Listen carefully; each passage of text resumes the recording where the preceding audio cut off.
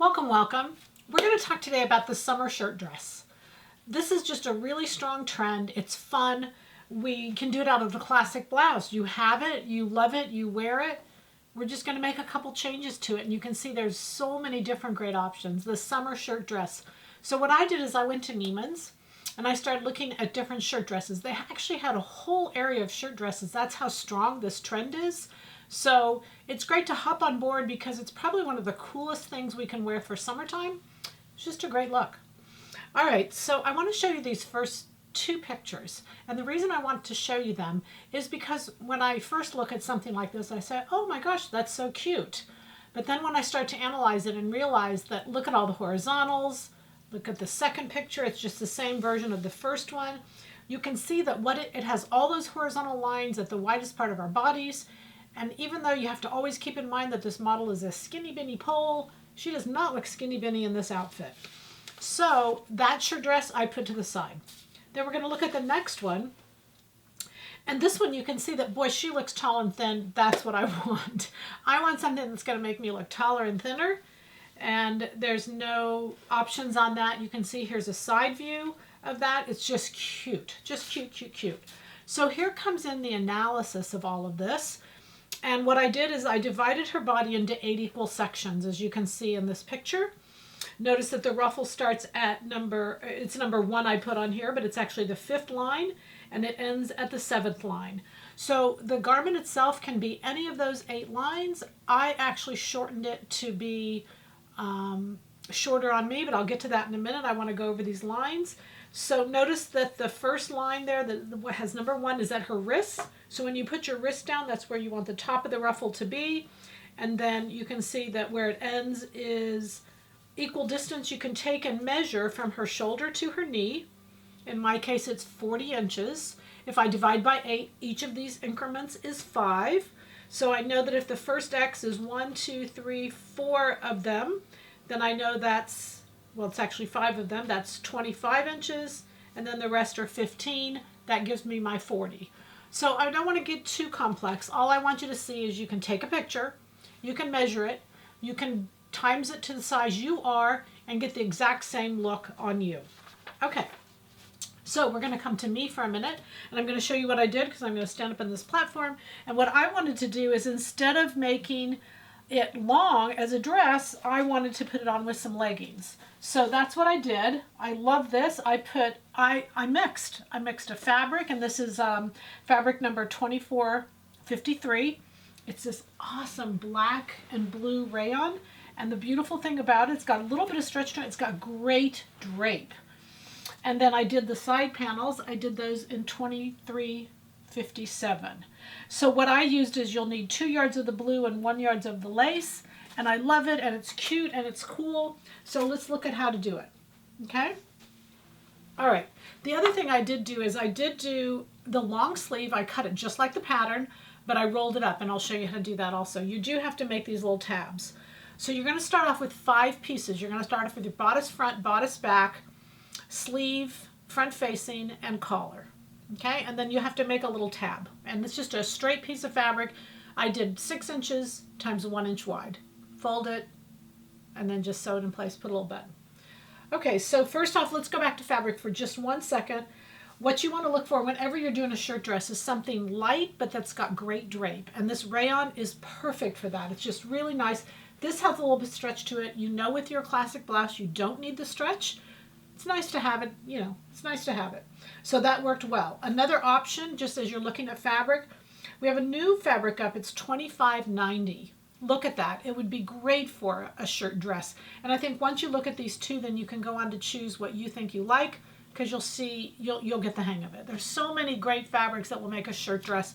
And again, you just want them to be comfortable and cool. Okay.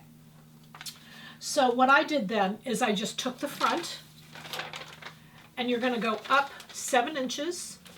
So up from the side 7 inches. You're going to go in 5 inches. And you're going to cut a piece off. Boom, that's what you did. And I did that front and back. This is so easy. You're going to do the same to the back. You're going to go up 7 inches, you're going to go in 5 inches, and boom, cut that angle. Okay, those are the only changes I'm making to the pattern. All right, once I've got that, when you measure the angle, it's 11 inches or whatever it is. It might be different on your size, but it's 11 inches. So then I made this rectangle that was 11 inches because that's going to sew on to the angle of your shirt. And I made my ruffle 7 inches wide. There's nothing magic about that number. That's just what I decided to do. And so you have this rectangular piece of fabric and you're gonna open, open, open, open. Remember it was 11 to start with. And when I open it up to 1 to 1.5, you'll wanna open it to roughly about 18 inches. So I'm gonna go back and show you. This would be the 11. And you can see here that as you open, open, open, that becomes the 18. There's a seam right there, so I did one for the front, one for the back, and then one for the front and one for the back. What I did on this is I serged them together at the side seam. I finished the edge, and I finished the edge here. So that made those little ruffles, and I put them just a little bit lower than my hip line so that they weren't right at my hip line. They were just a little bit lower. That's why I showed you those proportions. You can figure out where you want them and make it the length you want. If you follow those proportions, you can make it longer. You can do whatever you decide you want to do. There's no right and there's no wrong because it's all styling. There is good styling and bad styling, which is why I wanted to show you those proportions, but it's all just a lot of fun to do. Okay, so that's how I get my ruffle on the side. That's the pattern work. I'm just cutting 2 off of the sides, front and back on both sides, just angling the sides in here and angling the sides in the back. Okay? So when you sew it, you're going to, I sewed everything just normal, just like I would sew my regular front. Put the buttons at the front, exactly normal. When I came to this, I hemmed the front and I hemmed this, and then I serged it, this whole piece at one time.